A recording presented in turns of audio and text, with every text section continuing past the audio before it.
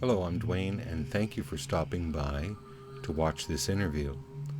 These interviews are brought to you by InnerBalanceHypnotherapy.com, where magic is made real, and the Raw Truth Tours, where Kelli and I travel the world with the Raw Truth Tour, Awakening God Consciousness in You.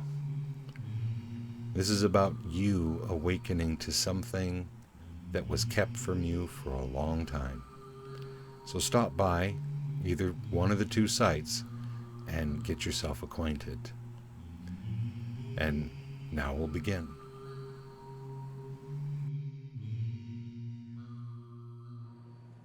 Well, hello, Medusa. How are you doing? I'm good. How are you? Good.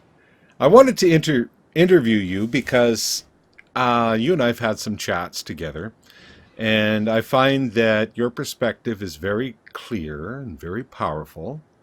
Um, Sometimes misunderstood by the masses, but Say the least. yeah, but I really admire you for the power that you bring through, Thank you. um, and the clarity and Likewise. your focus to simplicity as well. Um, I feel that this is a time for that, of course, that we need to, separate the nonsense from what we need to really have at this time. And I find that Exactly. uh, you do a wonderful job of that. Thank you. Those are pretty much all the things I admire about you as well. So, what you admire in me is a reflection of yourself. Thank you. Well, thank you, me. Thanks, me. Good to Yeah, see you again. yeah, yeah. So, so just tell me a little bit more. You have a website, right? Mm-hmm. It's www.metaphysicswithmedusa, MEADUSA.com. And there you help people out. I do. Yeah. I do like therapeutic spiritual sessions with people. Basically, if anyone has like a question or something that's unsettling them, I talk them through it the best I can. So. So you help people move from this confused state into clarity, and so they can move themselves on, right? Yes. Mm-hmm. I don't like to have repeat sessions. Mm-hmm. Like I like to talk to someone and give them the clarity they need, and really I just do that by asking them questions about what they already know and already want. Yeah, yeah. Because a lot of times when people get in this confused state, it's like they know what they want. They've just added all of these extra details, and you have to trim Confusion. the fat. Yeah, you have to trim the fat to see. Yeah, I understand. I just help them trim it. Yeah, it's a reflection, really. Yeah, I do the same. Uh, and it's so interesting because the answers are right within them, Mhm. and so it's not foreign answers that we're giving. These are the answers that are right within them. All you have to do is you kind of swoop in, you clear away, like you said, the fat, trim off the Mhm. fat, and there's the pristine self sitting there, just ready and waiting to go. Right? Right. You've noticed that a lot of people really have been uh, confined in a lot of confusion, haven't you? Yes. I talk about on my Facebook group the light encoded in Matrix, kind of like referring to like the Matrix movies and that whole like uh, theory around reality, and how we put ourselves in these boxes, and it's all kind of just like an analogy to what's going on in the human mind, and that we build these constructs of what we think our reality is, and a lot of it is fat. Mm-hmm. So I just try and teach them what's going on with their minds on a subconscious level, on a symbolic level, and then bring them back to the source. Yeah, So, exactly. mhm. I used to say all the time, I said, um, there is no dis-ease. It's just dis-ease is a signal for you to come back to source. Exactly. So as soon as you get out of source, you get dis-ease. Now that can Right. be all kinds of problems, right? Right. including disease. But then you come back to source and it's like, poof. Right. As far as language goes, I'm even breaking that down, like referring to the dis and the dis-ease, it's a negative form of ease, right? Mm-hmm. So with positive and negative, they are the same thing. They're just mirror reflections of each other. It's reality is a double-sided coin, Mm-hmm. you know. So if you can become aware of the middle way of what's going on, then it will bring you back. Whether it's a positive or a negative feeling state or whatever, it's going to bring you back to the truth. Yeah. Period. You just have to figure out and realize what you're doing in your own mind to yourself. Exactly. And it's to the self. Yes. You know, we have so many, you know, there was an old show or an old cartoon, this Henny Penny, you know. And Henny Penny was afraid the sky was falling, so somebody gave her a sky hook. Right? But she was running around just afraid of everything, you know. That this was going to happen, that was going to happen, and she had this friend that was always trying to calm them down and bring them back to what? Self. That it's coming from self, really. Right. So the sky isn't really falling unless it's falling in your own world. Right. And this is where it gets dangerous with, I mean, there's so many people that can have a perspective that's so confused or diluted of the true source of the true self of where they're at. So if someone else is also lost and then they go seek advice from that person, then they are just further confusing themselves, and it goes on and on and on and mirrors upon itself, which is where I use the analogy of the light encoded matrix. Because if you look at it mathematically, that's basically what light does when it mirrors itself.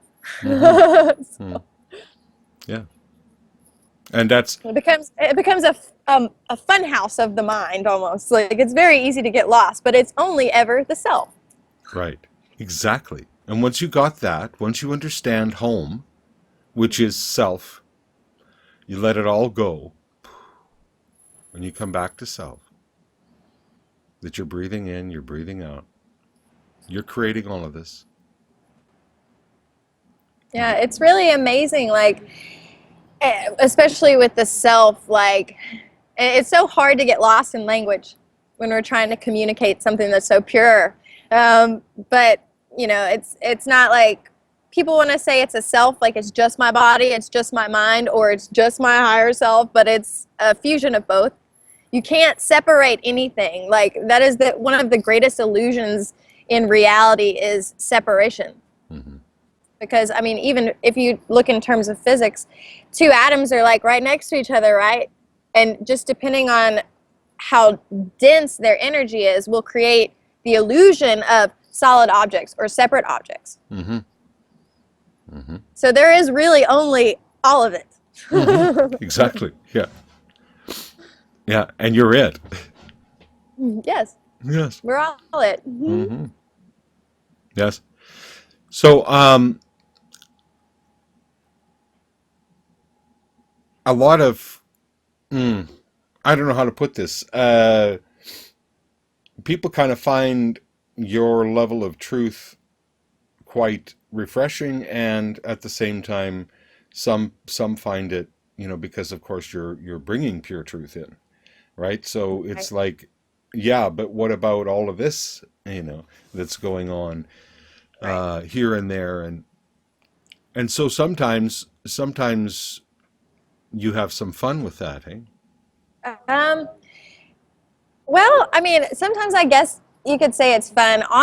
Honestly, if I'm telling you truthfully, like sometimes I do get very discouraged by that, because it's like, oh, you know, I'm doing the right thing. I know I'm doing the right thing, and it can be hard, you know, if people aren't understanding where I'm coming from or what I'm trying to do with them, because I am somewhat of a bull in a china shop. Like, you want to have all of your little beliefs and ideas so perfectly placed on these shelves. It's so, and no one can touch them, or else you'll get immediately triggered. And I come in, I'm just like, blah! You know, so it's a reaction of either like totally like, oh, thank you so much, you brought me so much clarity, or what is wrong with you? So there is really no in between with me, with people's reactions. So they just kind of have to see what I'm doing, like if they're conscious and aware enough to realize like what I'm really trying to get at with them, or they just get caught up in their story. So that, like I said, there's really no in between. But I mean, I do find it fun, but other times I wish I could help certain people, but I have to remind myself that it is their path, it is their choice. Yeah. It's not up to me. That's right. That's right. And you find that people have been very hypnotized by this big watch that's in front of their face going, follow me, right? Yeah. Follow me. I think, This is what you should look like. This is what you should be like. This is what you should drive. This is what, you know. yeah. And you don't, talking to the person themselves, you have no clue of what you're doing. When they turn this around, they actually are empowered. They know what they're doing. They know why they're here. Mm-hmm. Yeah, and sometimes people don't want to look at that. Yeah. Sometimes people don't want to look at the truth. Sometimes the truth, from their perspective where they're sitting, like they've got themselves in a situation that really sucks, and for them to like look at it and be like, oh crap, this is even subconsciously my responsibility. I don't like that. Hannah, this is your fault. You know, so like you made this up or whatever. So that's an interesting dynamic too. So, but yeah, some people just don't want to look at truth. Oftentimes for me, just on a personal level, like truth can be the most liberating but sometimes it's really hard to look at things and be honest with ourselves and tell ourselves the truth, you know. Mm-hmm. That's where the real spiritual work comes into play, is when we're telling ourselves the truth. You also have the ability, I know personally yourself, that you can take, you know, I try to share this, but you know, there's certain people that just don't get it, but you see it from multiple levels, and you see a situation or a problem. Okay, we have the 3D version. We also have a higher version of this where we can go in and actually work with it on another level, where we take awareness away from it. Right. And we take awareness away from it, and it disappears in our life. Right. Like, I know that you're at that level where you're playing in that area where you can take something you want to, and you put more awareness to it, and it grows and becomes more, and you have that in your life. Right. Right. And that's true creative power, in my opinion. You know, like if you can give yourself that lease on whatever you're doing and look at it from those varying different levels, then you'll have a more calculated idea of what you need to do or create for yourself, being in a source perspective. Yeah. So. Yeah. Yes. So that is something that you're sharing with people as well. Yes. You know, to be able to, you know, they're never stuck. Unless they believe they're stuck. It's like they're floating in a ball in a reality they created on their own. Yes, very much so. And, you know, when they come out of that box, it's like a bloody miracle. But really, all that's happening is they're coming out of their own belief system. Yes. And coming into the vastness of potential. Of what they can do. It's really amazing. And that's why I said it. It's so funny when people reach cognitive dissonance, which is where you have all these beliefs and this is your reality and you have this whole construct set up, and then whenever you figure it out, it all kind of like all the walls just come crashing down and you're just left with everything, you know? And sometimes people are just like, whoa, that's too scary. That's too many options. That's whatever. This doesn't make any sense. And that's where they like are trying to keep that wall instilled for themselves, where they can't release all of their energy out in every direction that they possibly could in terms of what they are able to do. So they are just like reaching this mental wall, this mental barrier, and they're like not actually escaping because they won't let themselves release. That's what I try and do with people, especially on, like you said, kind of a multi-dimensional level. Like, I have to look at them and like what their highest goal and idea and source beingness is, and also look at them on a human level as something very delicate, even though it is ultimately impermanent, and try and build the ties where I can to help them reach a middle way that will be the most beneficial to their lives. It's a tedious process, but the more that I've learned and the more that I've studied and the more that I've worked with people, it's just so easy to look at someone and see them as God or source or whatever, and then just it happens naturally. You go from that point. Yes. Yes. And the thing that is that, and I want the listeners to understand, this is so difficult to explain because it's so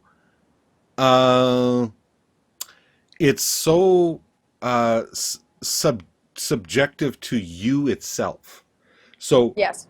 So as Medusa is trying to explain this to you, and I understand it fully, is that this is so custom designed basically for you that it's hard to explain what actually takes place, because you need to have the person to go through with it to actually do it. Like, you sit down with everybody and it's like, and you don't know where they're stuck, what's happening here in their reality. But you have the ability to go in there and see it when you're working with them and begin to move that around and open it up. Now, so to have people understand what that's like, it's like somebody comes in and completely custom designs a session for you. Yes, exactly. And I kind of see it like a Rubik's Cube. Like, you've seen all these crazy videos of kids on the internet that can do a Rubik's Cube in like a minute or whatever, right? And you can twist it all these different ways and they will eventually go back to the Rubik's Cube, like the original Rubik's Cube design. So it's kind of like that with the work that I do. It's like I like everyone has their own contorted pattern of wherever they're at whenever they're having a problem or very confused. And that's what you said, is very custom, very personal to each person. So that there will be different designs. But the point of this work is that if you can know the truth, which is that you are source or whatever, and then you know the original settings of the Rubik's Cube, exactly, you can twist and turn and figure out how to get it back to normal. This is the unique part of this work, is that you know the original code of a human being or a light being inside the human being or whatever, but that original code of source. And then it makes it easier to work with everybody. Right. That way. Yeah, I mean, I wouldn't say that I know it all, but I wouldn't say that I don't know anything either. Because I kind of like, as God is a creator, so it's just like a constant evolution. Like I said, it's constantly growing and being and creating, and it's organic. So you don't have to go out and learn like a bunch of knowledge or whatever to get this. It can organically come from you. Exactly. It just springs forth. Yeah, it's just the fact that people have to let go of that concept of you have to do this or do that to reach this, you know? And it doesn't work that way at all. I've seen so many unique things, and that's it. We're so accustomed to coming into a cookie cutter kind of approach, and this is much more dynamic than that. Okay, so what one person does over there isn't going to work for this person over here, right? But what does work is coming from that point that you are source. Right. That you are source, and then letting it spring forth from you. Like you say, it's organic. You know, this reminds me of a story that I heard about Moses going up to the mountain. And when Moses went up to the mountain and seen the burning bush, he said, "What should I call you, Lord?" And what people heard, or what was told to us, was that the bush said, "I am that which I am," which is stagnation. Yes. Right?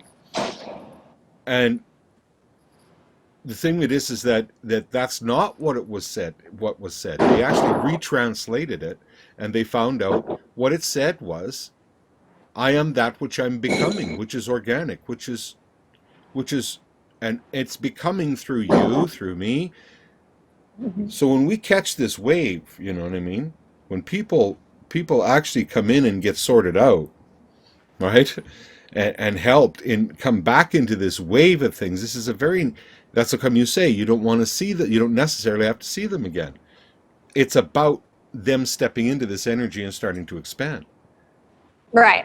Because what I've found with this work is that once you at least have the awareness, the landscape of all of it changes. Is that's right? You know, Yeah. and it's not even just the awareness, it grows into like this whole process of you unfolding and blooming and, you know, reaching higher levels of understanding about one particular topic, and that's what true spiritual evolution is. Mm-hmm. So And so our true spiritual evolution has kind of been kept from us. It's kind of been hypnotized away. You know what I mean? Our ability to have our own imagination, and because the imagination is really a portal that opens up this whole world of right, things.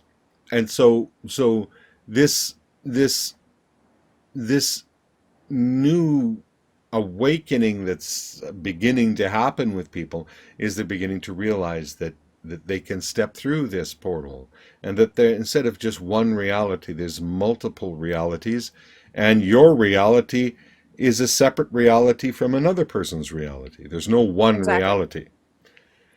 So we're kind of breaking right. that paradigm that there's one reality.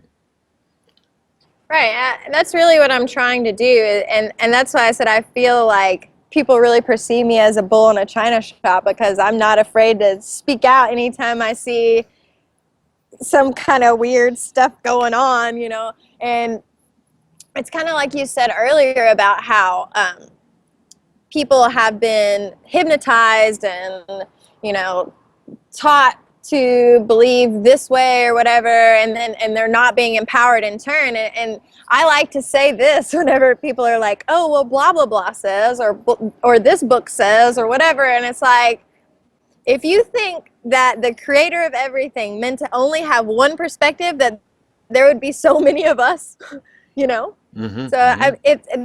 that's not the way it was designed. That's not the way that it was meant to be. Like, you were meant to be a free and critical thinker. You were meant to think for yourself, because you were not in charge of everything else, and none of this is in charge of you. Exactly. You have that illusion of separation for it's to learn, it's to Mm-hmm. grow in your own individual way. Yes. And even, you know, even to some of the things that people are so paranoid about, we have to remember, right? You remember, it's your awareness going to those things and creating them, making them more in your own reality. And part of the Right. learning process is to take your awareness away from that and put it to something that will help you Right. and shift you. Because there's so much of that, you know. Like I say to people, you know, and I know you say the same thing. I know that. It's like I'm talking. You know, is that look at the end result of something you believe. Is it limiting? Is it saying that, you know, you're not going to get there? Does it have a solution to it? Are you going to be growing from it, expanding? And you Hmm. know, if you can say no to any of them, you know, it's not for you. Right. Does it say that you are source? Does it say that you're moving forward?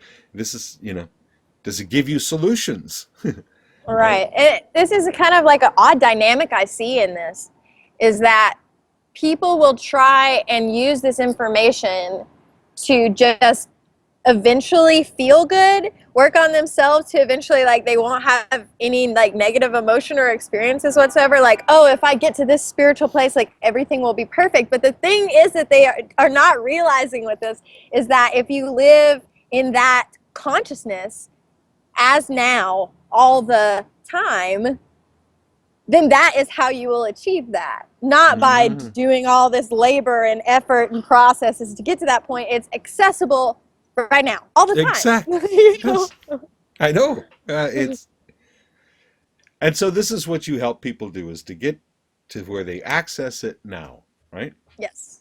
Yes, and I work through whatever stories and weird stuff they've created for themselves to get them back to that place, because that's actually what they want. They don't Yeah. want me to tell them some metaphysical junk that will make all of their life problems disappear. They don't, they don't want me to just tell them what their spirit guide is or whatever, if that's what their question is. What they actually really want, if you're in a space of desire and hunger, you want something everlasting. You want something real. You want something true. So what's a greater truth? Mm-hmm.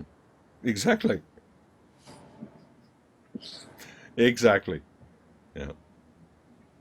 So I believe in you. I Thank believe in you. what you do because I know where you're going with this, and it's very clear. And where you're taking them is very, very clear as well, which is back to themselves. Right. Sometimes I wonder if it's them just postponing.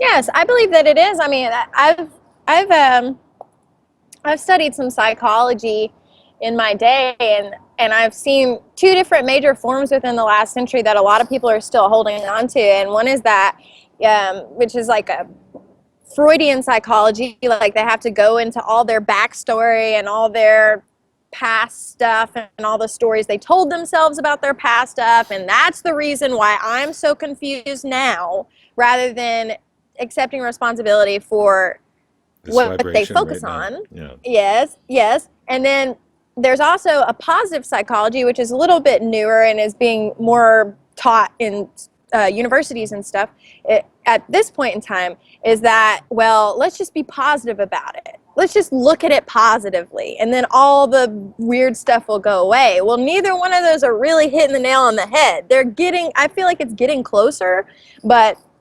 the stories don't help us. The stories and going back in time does not have anything to do with now. Mm-hmm. That's in the past. The period that's in the past, it doesn't exist. It's a story in our mind. Mm-hmm. And then just pretending to be positive about something while it's festering inside of you doesn't help either. So you've got to find a way to realize what you're actually doing, and it's very difficult for me to convey this thought in language, just because it's, like you said, it's very tailored to each individual, and it's more of an energetic experience than it is something that I can describe a process to you with. I understand. I understand what you're saying. Because at some point in time, when all of the things here's the truth, all of the things that you do, all the things that you do when it comes to your past and the Freudian aspect and all that, all the things that you do in that, there will come a time eventually, hopefully, that you will open the door and walk through and say, I'm healed, and close it. Now, you're of the belief and understanding that you could do that anytime you want to, really. You could go through long time suffering, long time whatever, and finally get to that door, open it up and walk through and say, I'm healed, and close it.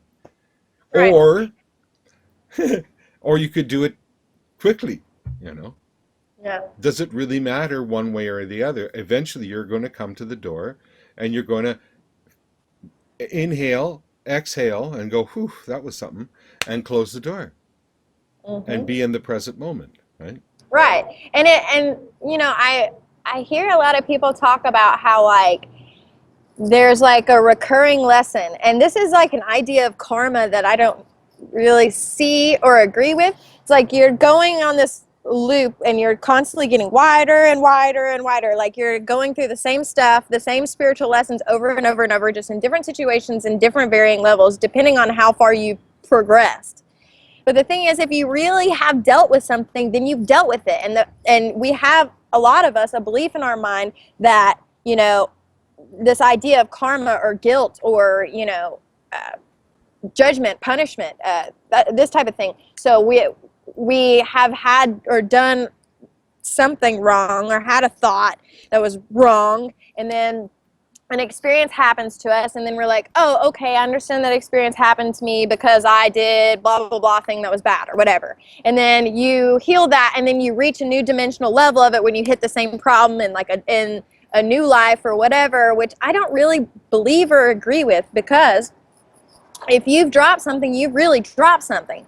If you think that you've gotten to another point in your spiritual evolution to where you're just getting a bigger lesson about whatever that was, then you haven't truly dropped it. You haven't let yourself drop it. You just created the story that it's still residual junk. Mm-hmm. So Postponement. yes, People have indeed. chicken shititis.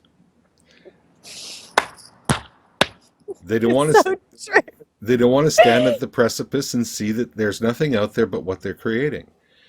Right, and that's why And, I said that most people, like, if most people, whenever they hear me tell them something very frankly and very bluntly and tell them the truth, they don't like it because they would rather pretend that blah blah blah blah blah blah blah is happening and whatever, whether it be on this physical plane or a bigger one or whatever, like this is going on and that's the excuse and that's the reason for it, right? so yeah, and that's the thing is they don't want to step into their God consciousness, their source consciousness. They're afraid to do it. But yet when people do it, it's an absolute life changer.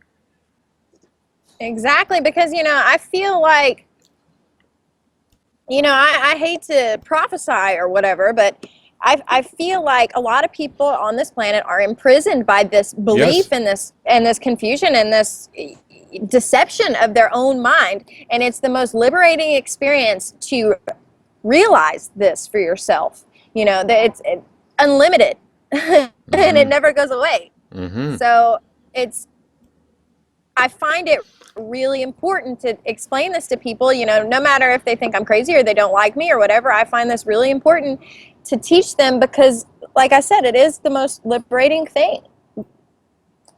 It is. I want to share it. I want to help others see what I have seen. It's Exactly. beautiful. It's amazing. It changes your life. It does. Completely. Yeah, no kidding. Yes. And it gives you a sense of freedom, delight. You come back to this 5-year-old, aspect of yourself that always knew that it was a creator. Uh, Mm-hmm. and it's just excited about life. Now, who wouldn't want that? Right. And I used to work with kids and like really little ones, and I noticed like if one of them like was playing with another kid and they got kicked or whatever, like sometimes they might cry and be all in their story and wow, blah blah blah, kicked me or whatever, and they're just like looking for attention and they'll cry and they'll look down and they'll look up to see if you're still looking, and then there are others other points in time where they're just having a blast and they get kicked by whoever and they just don't even like it doesn't even register with them that it even happens because they aren't living in that I'm a victim story space if they just keep going, Mm-hmm, you know? mm-hmm, mm-hmm. Yes.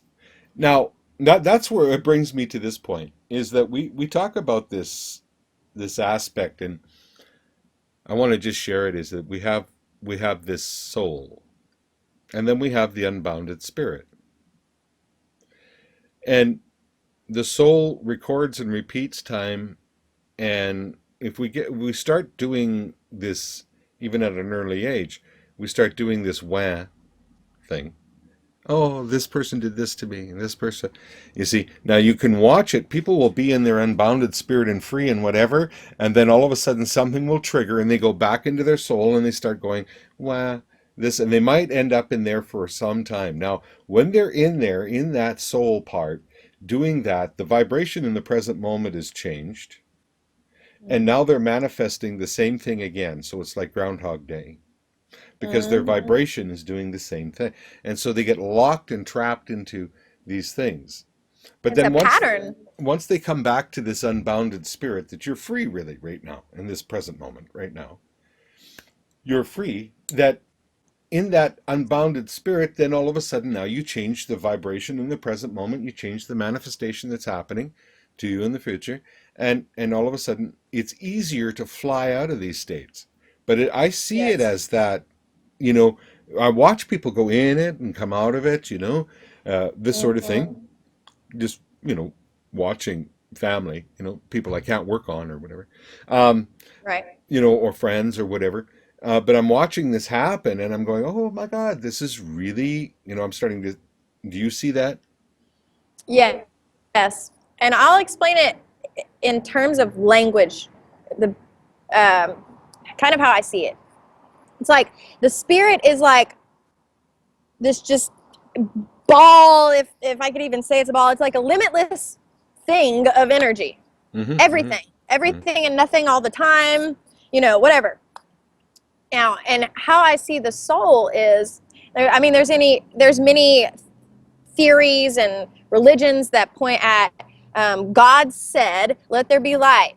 The universal Om, like the orchestra of the divine creator in that sense, with all the different souls, or the Big Bang, where energy exploded everywhere and then it all changed into different chemicals or whatever to create all of this. So it's kind of like this hub of energy is the spirit, and it extends all out different places, right? And the universe works in terms of frequency or resonance. So frequency also can be related to how frequent something happens, which is the pattern, which is the soul. And this is where archetypes come into play, is that there is like an original split of all these different things, and then they all just re-interact with each other over and over in a loop, in a pattern, which is what creates all of those different waves, all of those different sounds in the orchestra. So that's what a soul in terms of separation from source is. Now, if we continue to separate, we're just going to keep looping and interacting with our different patterns or whatever. If we can go back to the spirit or source or whatever, then we are not restricted to a pattern. Yes. Or a frequency. So the unbounded spirit, when people step into that tickle, that they feel inside, and they go in there and they're back to their, freedom again, unbounded, right? Right. That's a different frequency than being in the soul with all the loops and patterns and whatever. That you're actually from there you rewriting. can access any frequency you want. You can be this, you can be that, you can be nothing and everything, huge and tiny, or whatever you want. Yes, exactly. And the children know this, and Yes. then the people in the nursing homes are starting to remember it again. They just don't care anymore because they've realized the game. Or the kids haven't even been subject to the rules of the game yet. They're just playing, and they can be a superhero or an astronaut, even though they're sitting in school. They can have a box and be a race car driver. That's true spirit. I know. Yes. So true spirit at some point gets confined and put into a box. And we have children that are rebellious because they're going into this, the God within them's going into a box. And they don't like that. Nobody should. I never left my teenage rebellion. I'm still there. Yeah. Don't grow up. It's a trap. Yeah, that's right. Exactly. And as I've said on other interviews lately, the world, or not the world, but society sees you as a weirdo. Good. But the thing that is that there's more of us weirdos out there than there is the others anymore. And what weirdo means is that you're a free thinker. Yeah, you know what I think though? I think that all the people that are not weirdos and are cookie cutter and have corporate jobs and, do whatever, they're all secretly weirdos. Yes. And, it'll come out thing. and it will come out in a scandal in the news or whatever, but they're all secretly weirdos. They just don't want anybody to know because they've built up that idea that they have to be in a box. So it's like, I will pretend that I am perfect in the sense of like what society says is perfect. I will pretend the X, Y, Z. And then I'm secretly really being me when the doors are closed, It's like we're all closet weirdos, unless some of us decide to come out of the closet and just be open about being a weirdo. So somebody once said to me, they said that the therapy that I'm doing, or the things that I'm doing, the things that you're doing, what it feels like is that this liberation from the box is actually freedom from my own problems that I was having. My problems were a result of being confined in a box. Exactly. And so when we when we do the work that we're doing and others are doing it to release people from that box, the God within from that box, then everything comes back into a balance. Exactly. And it occurs generationally too, I've seen. Um, just from personal experience, I'll share a story that's really relative to this. Just today, like my father, he was a Church of Christ minister. I was in a really tight box, or supposed to be in a really tight box, and my parents really tried to keep me in this box, really wanted me in this box, and I never went in. I wouldn't stay in the box. So something was wrong with me, right? Like she's like crazy or something. She's not going into this box for some reason. But the more that I was myself, being a free spirit and doing my thing and just no holds barred, just doing it. It changed my family. It changed my entire life. It changed the people I interacted with. Like my whole reality changed once I dropped my ideas. And not that I was confined as much as a lot of people are, but what limiting beliefs I did have, it just and it's constant. I just keep blooming and keep growing the more and more I discover, So it's just really, really beautiful. To see that come into play. Like I get asked that question a lot, like, oh, what will my family think, or what will my boss think, or whatever. Well, if you quit worrying what they think and just do what the spirit inherent in you tells you to do, then it will be okay and it will work. And like most people can't even wrap their mind around that to have enough courage to try it. But if they do have enough courage to try it, they see amazing results. I've seen this so many times, what you're talking about. I've seen this so many times where you just walk up and be you, and all of a sudden they start coming out of this box. They start coming out of the closet. And people you wouldn't even believe, all of a sudden they start relating and they start saying, I've seen this. And the next thing you know, they start flying out of the box. And and then they want to talk to you more, right? And because they're, you know. And it's just really amazing to me, like, how some people aren't aware of this, or they think that I'm being delusional or whatever because of what's going on. And like we were talking about earlier, how there's this societal box that's being instilled on us. And, people might think I'm a conspiracy theorist, or, I'm paranoid or whatever. But the fact of the matter is, all of these limiting beliefs are causing us anxiety about ourselves, especially socially, like social anxiety or depression, which especially in our country right now, or the United States, you're from Canada, I believe, my country right now, anxiety and depression is like constantly growing and through the roof. Like we have more people on SSRIs than like anywhere else ever before, because we have created such a society that limits us so much. It makes us mentally, physically unhealthy. This is not the natural order. No. So it's above and beyond conspiracy theories or whatever fear-based junk out there. There are facts. I heard this not too long ago. Not too long ago. It was quite a while ago. I have fun with time. I don't really keep it. It doesn't exist. Yeah. And it really doesn't exist in my world. But sometimes I'll say yesterday, and it was actually 2 years ago. But a while back, I heard this over ordinary, regular television up here in Canada. That your country figured out a way to turn up the stress levels so that you would have more consumers. That people consume more things if you have the stress levels up higher.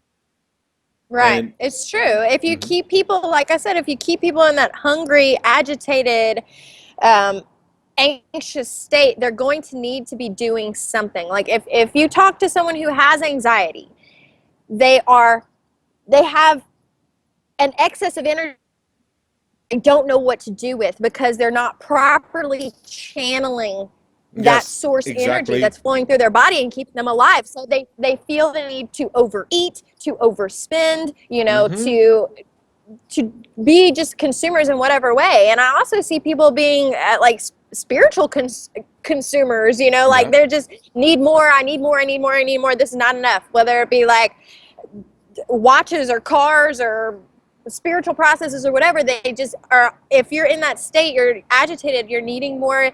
Whatever you have is not enough, Mm-hmm. you know. And it's time to come to the root Right. and calm. And because the root is that agitation where it should be source energy. Right? Right. Yeah. And it's also something that occurs in like a reptilian brain in the back here. I notice whenever I do meditations or like I'm just really in tune with where I'm at in my state, is like if I'm agitated or whatever, I can feel it starting here. If I'm in a bliss state, I can feel it starting here. It is that original, like I said, the two-sided coin. Mm-hmm. It can go either way. It just depends on your focus. And right now, society-wise, we're in a bridal. Like we're getting like, oh, look at this pretty woman. Oh, look at this like cold drink. You know, like you want this. You want this. Whatever you have is not enough. So you Yeah. have to want. Yes. Want is supposed to be what you do. Right. Yes. Instead of I am. Yeah. And it's not even just like, I just want to clarify for the listeners here, like it's not just me, like as Medusa, I'm not everything. Like it's not an egoic narcissistic thing. I'm not everything. I am everything. Mm-hmm. It's a constant ebb and flow of energy to me and out of me throughout the universe, multiverse, whatever. That's what I am. Mm-hmm. So That's right. As all are if they would tune into it. mm-hmm. Right? But like I said, it's people get stuck in the barrier of their own minds, and if their mind is agitated and they're bridled anyways, then their consciousness and their focus is stuck. Mm-hmm. Yes.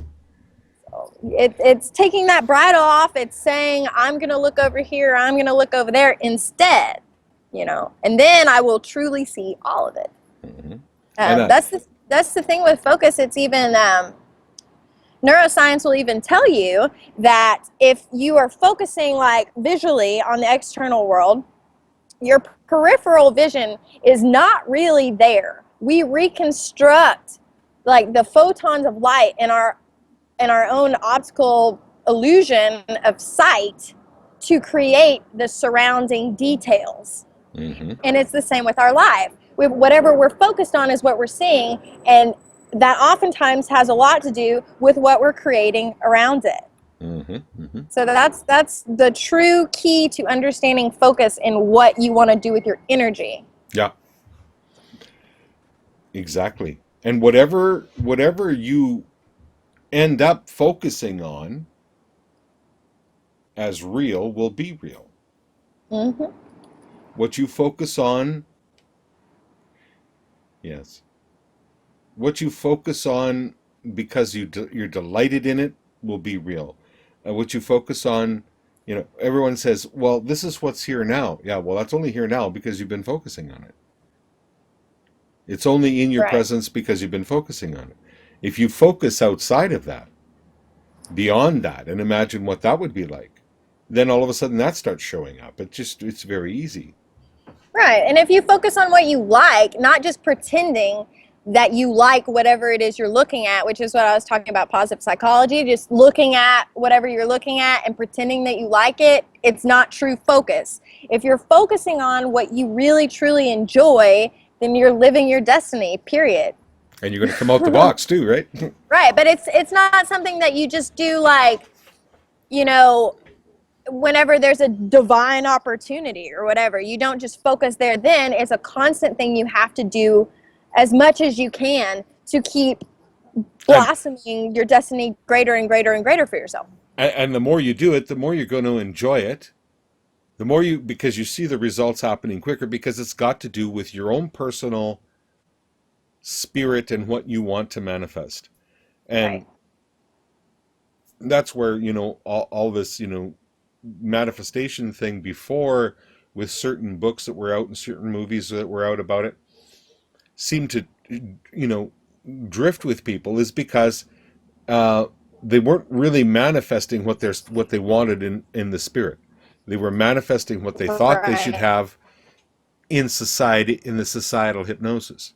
Right, which is why it was such a huge success, that whole thought, was because it went hand in hand with consumerism, but it was enough truth to wet your whistle. Yeah, yeah, yeah. So, yeah. So the point is to break down all of the box if you can, and just focus on you. I remember I did this meditation. I guess it was about 2 months ago, and whenever I came out of it, I was like, I just want to be in bliss all the time. Why can't I be? It's like, duh, silly, because you tell yourself you can't be. That's it. So there was a woman, and here's where we have to look outside the box, especially that society puts on us. Is there was this woman, and she came up, and it wasn't that I didn't like the woman, never had a problem with her, just wasn't in the mood to talk to her. So I was like, I'm not in the mood to do this, and I just walked away. But it felt so empowering, because it was like I didn't have to have the social obligation of talking to somebody, even though I didn't really want to talk to somebody. I was only going to do it to be polite. Instead, I chose to do whatever I did, which was go for a walk, which I really enjoyed. So it's like, people don't understand in terms of time that the more that we do that, it changes our reality. The more that we're constantly doing it, the more potential and the more opportunities that we have, it just grows and grows and grows. Exactly. It's like miracle grow for the spirit. That's right. You just choose what makes you joyful and happy. Right. Just pick that. Right. And it's like, or you could say it's like a diet. If you're eating junk and it's not making you feel good, then why are you still eating it? Or if it does make you feel good, whatever. But you know what I mean? If you're trying to lose weight or whatever, and so you start eating healthy food and it starts making you feel better, the more and more you do it without eating the junk food, the more results you're going to see. It's the same. Exactly. Thank you, Medusa. Oh, it's my pleasure. I don't think you and I can disagree on anything. Truth tends to parallel itself. Well, I see the same things. That's why I enjoy talking to you, and why I wanted to interview you, is because the level of clarity that you have, and you're bringing that through for people, and that you're doing that in sessions with people and helping them get clear, cut the fat out, just get clear. Here's the absolute pristine vibration, right?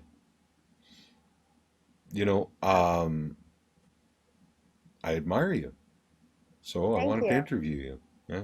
Thank you. I enjoyed it. It's always fun to talk with you. We always have good things to talk about. Yes. And we always agree. And I like people that are agreeable. I'm just kidding. I only like you because you agree with me. Yeah, that's really why we're thick as thieves. But no, it's important work that you and I do, I think, and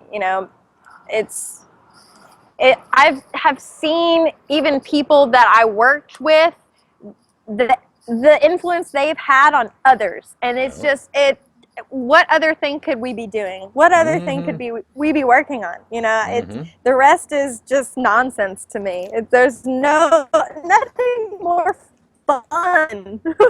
Yeah. So. That's right.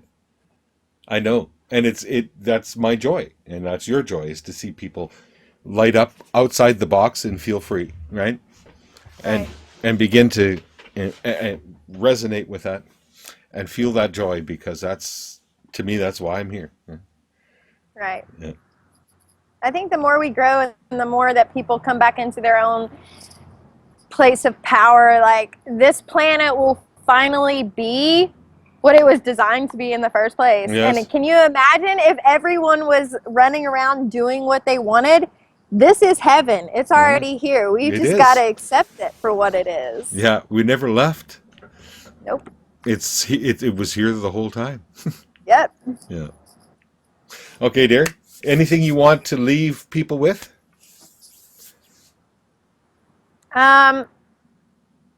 I see you, and I love you. That's all. Okay, that's good. Okay, so thank you for coming on, and My pleasure. we'll chat again soon. All right. I look forward to it. Thank you, Dwaine. Thank you. Bye bye.